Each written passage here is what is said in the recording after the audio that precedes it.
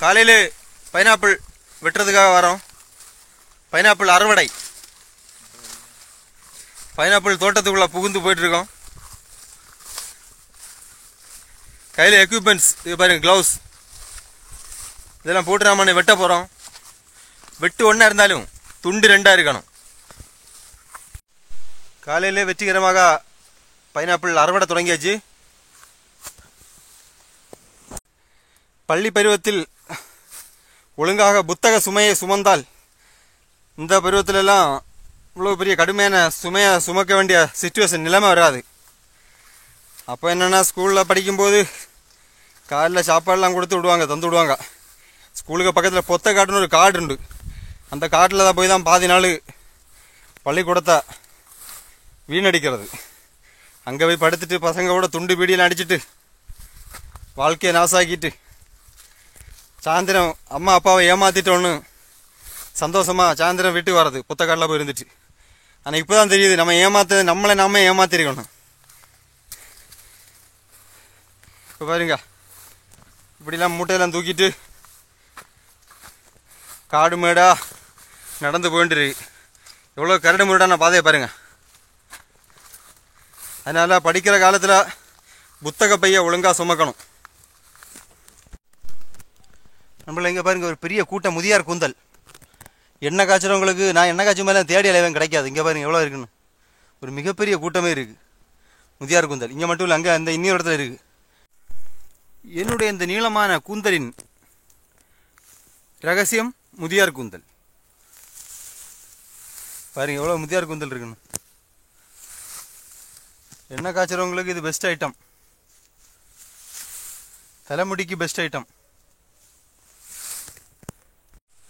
நண்பர்களே, பைனாப்பிளில் டேஸ்ட்டு ருசி அதிகமான பைனாப்பிள் எப்போவுமே சின்ன பைனாப்பிள் தான். பெரிய பைனாப்பிளை விட சின்ன பைனாப்பிள் ரொம்ப டேஸ்ட்டாக இருக்கும். தேன் மாதிரி இருக்கும், இனிச்சிட்டு இருக்கும். அதே பெரிய பைனாப்பிள் அவ்வளோ டேஸ்ட் இருக்காது. நிறைய சொல்லுவாங்க பெரிய பைனாப்பிள் தான் நல்லா இருக்கும்னு, நல்லா விளைஞ்சிருக்கும், அந்த கண்ணெல்லாம் விரிஞ்சிருக்கணும் அப்படின்னு சொல்லுவாங்க, விரிஞ்சு பறந்துருக்கணும். ஆனால் சின்ன பைனாப்பிளோட டேஸ்ட் வந்து பெரிய பைனாப்பிள்கிட்ட இருக்காது. அவ்வளோ டேஸ்ட்டாக இருக்கும் சின்ன பைனாப்பிள் எப்போவுமே. இன்னொன்று, இந்த பைனாப்பிள் தோட்டத்தில் நிறைய பாம்பு இருக்குன்னு சொல்லுவாங்க. பைனாப்பிள் சாப்பிட்ற பாம்பு வரும்னு, பைனாப்பிள் நட்டாலே பாம்பு வரும்னு சொல்லுவாங்க. அதெல்லாம் பொய்யான கருத்து. பாம்பு நான் நிறைய நாள் இங்கே வந்திருக்கேன். ஆனால் அவ்வளோ நாள் ஒரே ஒரு பாம்பு பார்த்து, சின்ன பாம்பு தான் பார்த்துருக்கேன். அது மட்டும் இல்லாமல் பாம்பு வர்றது இந்த பைனாப்பிள் சாப்பிட்ற எலி வரும். அந்த எலியை பிடிச்சி சாப்பிட்றதுக்காக தான் அந்த பாம்பு வருமே தவிர இந்த பைனாப்பிளை சாப்பிட்றதுக்காக பாம்பு வராது. அதனால் அது ஒரு தவறான கருத்து. பைனாப்பிள் தோட்டத்தில் பைனாப்பிள் நட்டாலே பாம்பு வரும், பைனாப்பிள் தோட்டத்தில் பாம்பு வரும்னு சொல்கிறது. இதுதான் பைனாப்பிள் வெட்டக்கூடிய அருவா.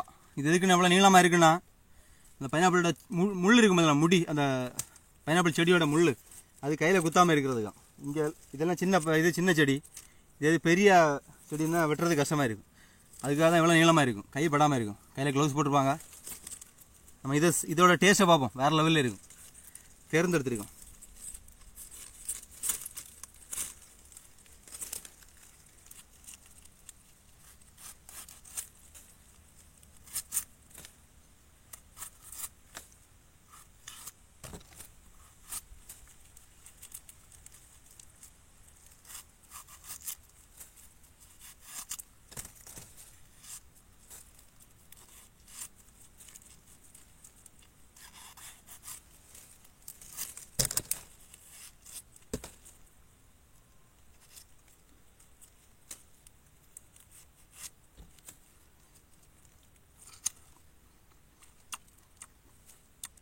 அதுவுமே உண்மைங்க, சின்ன பைனாப்பிள் எப்போ வேறு லெவல் டேஸ்ட் இருக்கும்.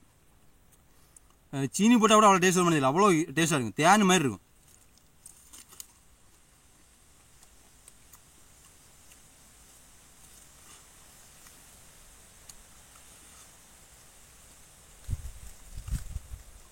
அருமை.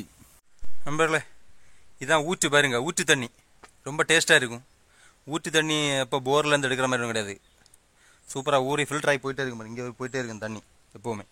அங்கே புதிய தண்ணி மட்டும் தான் அங்கே இருக்கும். பழைய தண்ணியெலாம் அப்படியே ஃபில்டர் ஆகி போயிட்டு இருக்கு. தெரியுது, அந்த ஓட வழி அங்கே போயிடும். வேறு லெவலில் இருக்கும். சின்ன வயசில் நிறைய ஊற்று தண்ணி குடிச்சிருக்கேன். கொஞ்சம் வருஷமாக குடித்ததே கிடையாது. ரொம்ப வருஷம் அப்புறம் நான் ஒரு ஊற்றே பார்க்குறேன். இன்னைக்கு இந்த ஊற்றுல இருந்து தண்ணி குடிக்க போகிறோம்.